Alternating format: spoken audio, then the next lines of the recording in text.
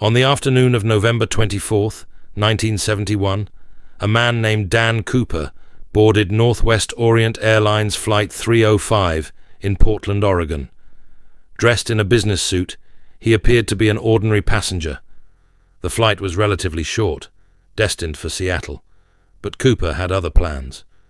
Shortly after takeoff, Cooper handed a note to a flight attendant, telling her he had a bomb. She initially thought it was a joke, but he opened his briefcase to reveal a series of wires and red sticks, which he claimed was an explosive device. Calmly, he instructed her to sit down and took control of the situation. He demanded $200,000 in cash, 4 parachutes, and a fuel truck to refuel the plane upon landing in Seattle, where he intended to escape. As the flight continued, the crew worked discreetly with the authorities on the ground. The airline complied with Cooper's demands, gathering the ransom and arranging for the parachutes. While this was happening, Cooper allowed the 36 passengers to disembark in Seattle, keeping only the crew members with him. Once the ransom was secured, Cooper instructed the pilots to fly the plane to Mexico City, maintaining a low altitude of around 10,000 feet and a slow speed of 100 knots. Tension filled the cabin.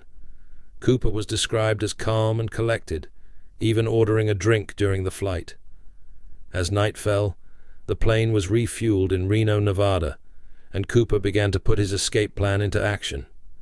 He ordered the pilots to keep the cabin lights dimmed and the rear stairway door unlocked.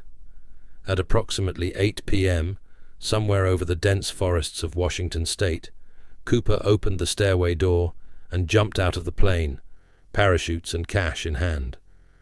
The crew felt a sudden rush of air and heard a loud noise as the door was opened, but by the time they realized what had happened, it was too late. Cooper vanished into the night, and the plane landed safely in Reno. An extensive investigation ensued. The FBI launched one of the largest manhunts in American history, but despite interviewing thousands of potential suspects and following numerous leads, they found no trace of Cooper. In the years that followed, various theories emerged about his identity and fate. Some suggested he died during the jump, while others believed he successfully escaped and lived out his life in anonymity. The case remained cold for decades, becoming a cultural touchstone. In 1980, a boy discovered a decaying package containing $5,800 of the ransom money buried along the Columbia River, further fueling speculation about Cooper's fate. Despite the clues and investigations, the mystery of Dan Cooper endured.